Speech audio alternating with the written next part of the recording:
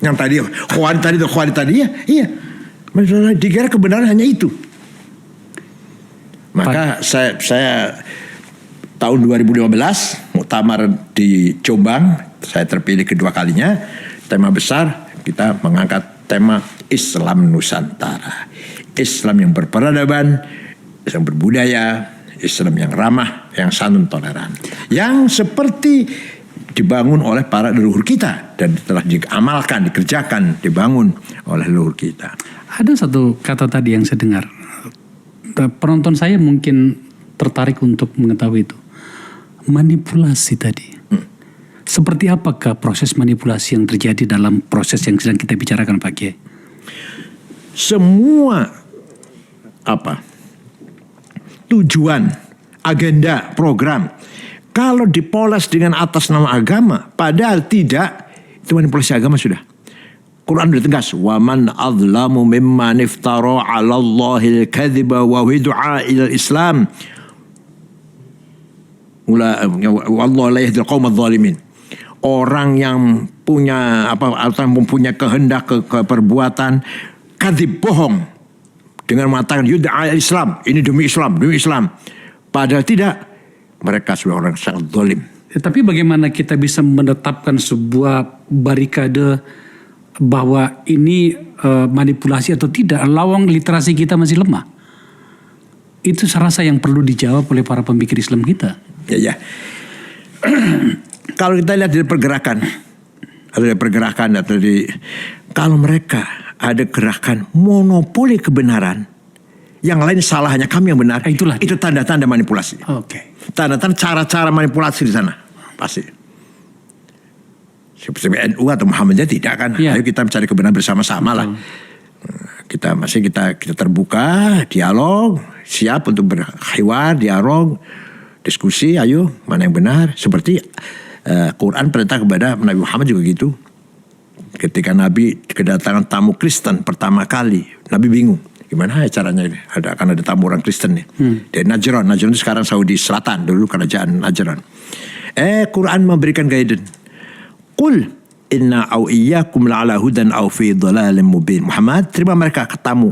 Dan katakan kepada mereka, ayo kita duduk-duduk ngomong-ngomong, kami atau Anda yang benar atau yang sesat.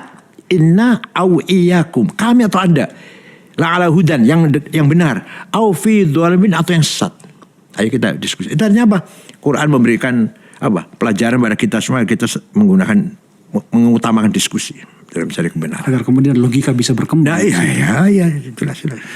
Salah satu alasan saya ingin membahas ini dengan Pak Kiai itu adalah masyarakat kan tidak semuanya ahli agama, Pak Kiai.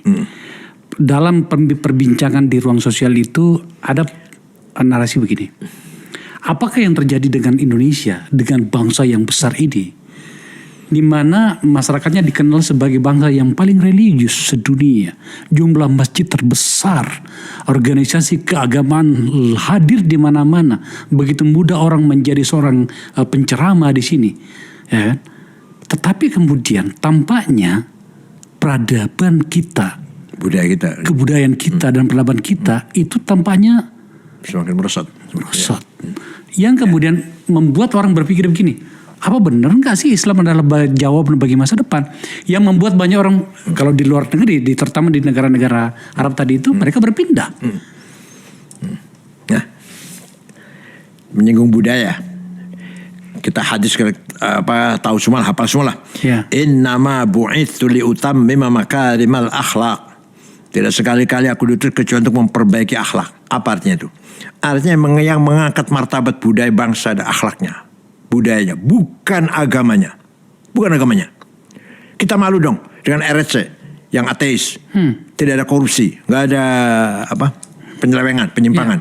Kita di sini yang hobinya umroh, hobinya bangun masjid malah. Tapi korupsi di mana-mana, malu dong. Semakin kita punya dalil, kita punya ayat, kita punya hadis, semakin hancur kita ini. Kenapa? Budaya tadi. Agama hanya dimanai hanya dengan akidah dan syariah. Padahal hadis-hadis atau Quran dan hadis yang menekankan budaya luar biasa. Al-haya'u minal iman. Malu itu adalah salah satu bagian dari iman. Termasuk an-nadhafatu minal iman. Kebersihan dari iman. Itulah hadis-hadis itu yang harus kita pahami betul. Sampai Pak Kiai, sampai bagian saya tertarik betul soal ini. Sampai pada bagian ini, apa kira-kira tawaran dari